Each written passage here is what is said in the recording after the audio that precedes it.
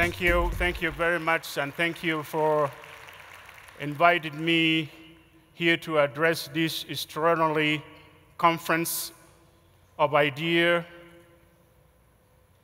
It is the first time for me to be here in Mexico. I'm honored and humbled to be here. By having me here today, you have given me a chance to be the voice of those who have no voice. I was a slave. I'm not ashamed to stand before you, ladies and gentlemen. The only shame is to be a master. As a beloved child on my beloved family, I have to become accustomed to the torture and beatings over and over for no reasons at all. I am a victim of the Arab enslavement in Sudan. Probably most of you, when we talk about the slavery, you always assume that you have to read from the history books or to read it from the Bibles. For me, as a child, slavery is real. For me, as a child, the pains and demonizations and victimizations of the slavery, it is real. When I was 9 years old, I was abducted from my beloved family in southern Sudan and brought to the northern Sudan and given away as a gift to an Arab family. Ladies and gentlemen, when you look at me, do I look as a gift? When we talk about the gift, is a human being is included, but in Sudan is a reality. The African kids are being given away as a gift, and I was one.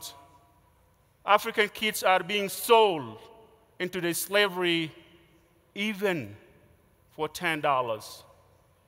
And it has been documented by the UNICEF, part of the United Do Nothing Nations, that you can buy a human being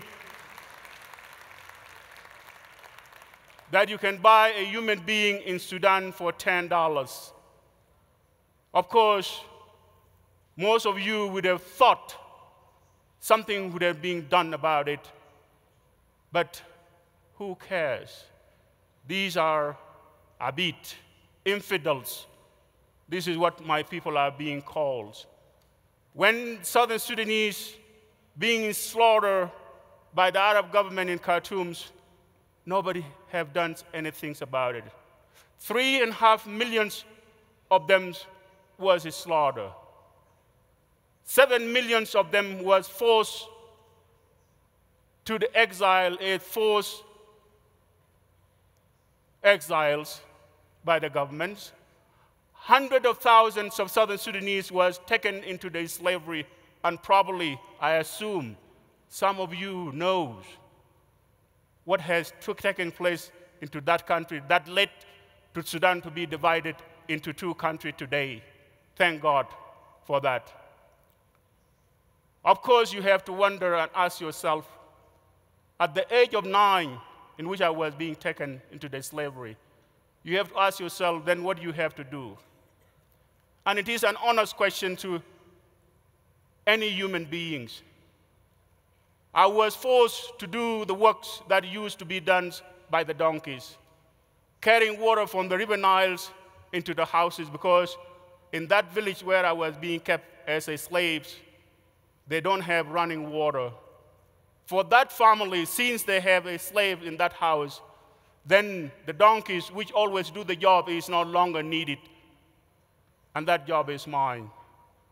Honestly, physically, it is not a job that can be done by a child at that age. Most of you, as I assume, as families, you know in your family a child at that age. Will that child perform the works, carrying the water? But for me, I was not being seen and we are not being looked at as a human being because I was a slave, an abid in Arabic. I was the first one to get up in the morning and the last to go to bed. Even though I don't have a regular place like any human being which I call bed. My place is the place where they kept the animals. That by itself, I have to make sure that this place is clean because this is where I will spend the night. I have to rely on leftover. People have to eat. If there is anything left over, that is my food for 3.5 years. I was tortured, beaten, even by the kids younger than myself, for funds. Sometimes within that family, somebody may decide to punish me by beating me, in which they will come up with justifications that by saying, I call you, but you didn't say yes so loudly. And that is all will it take for me to be brutalized and victimized and beaten. At that time, I know only one word, and that word is yes, and yes, and yes to everything. Of course, some of you may think or may ask, as I was being asked all over that, why you didn't run away. I was 9 years old. I didn't know east or west. Not even that. There was a threat on the tables was being put there for me, in which I was being told that if I made things of trying to run away, I have nowhere to go. They will capture me, and they will cut my legs. And they show me the money which is in the Sudanese currency, a human being with no legs. To me, that threat was real. And I remained as a victim for 3.5 years, where I didn't have anywhere to turn. I have no friends.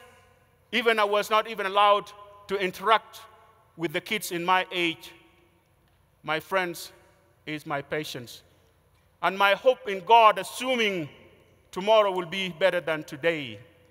Assuming that tomorrow somebody may come and say, that child should not go through what he is going through. But eventually, that hope didn't come sooner. Of course, most of us and most of you always assume that slavery is a history of the past, and indeed it's supposed to be that way. But in reality and in practicality, slavery still exists, and slavery still exists today in the country of Sudan. Even there are some other countries, a country like Mauritania, but the one of Sudan is the worst. And that because of the slavery, Sudan is no longer one country the way it used to be. My fellow human beings, of course, you may hear this story, what is being said, and you will feel sorry of what happened to me. But I have a question to you. Don't feel sorry for me because what happened to me is irrelevant. Don't feel sorry by hearing what I just telling you. Feel sorry if we, as human beings, sit and do nothing when another fellow human being is being victimized. Slavery still exists in every country.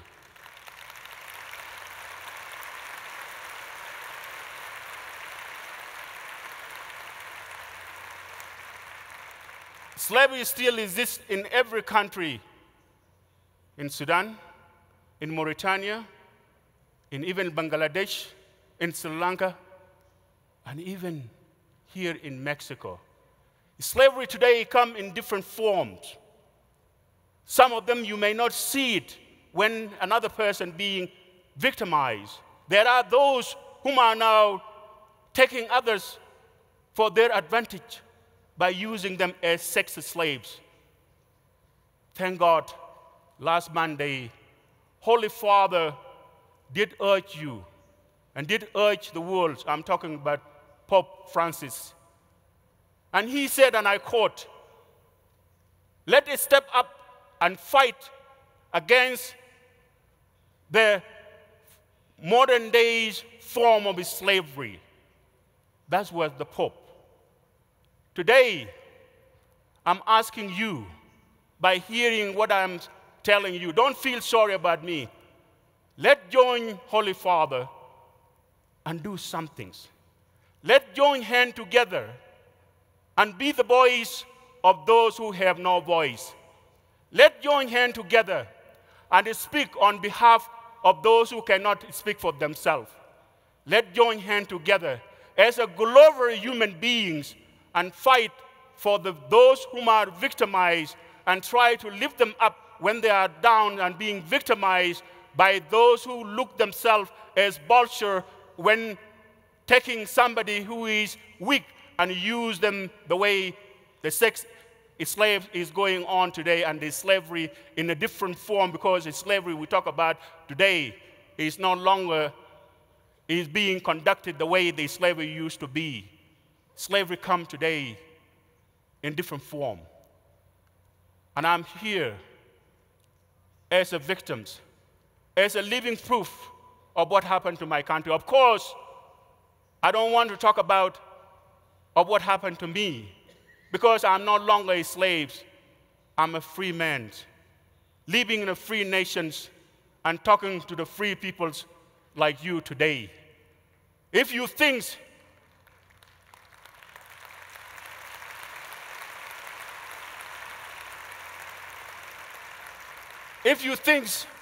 every human being is entitled to freedoms, is entitled to what you are entitled, then why we still talking about the trafficking humans, trafficking slaves, and why we still talking about slavery in Sudan, and why we still talking about slavery in Mauritania? Together, let's form a global human being against the brutality, against the victimizations, and against the slavery. And thank you for this opportunity. Thank you very much. Gracias.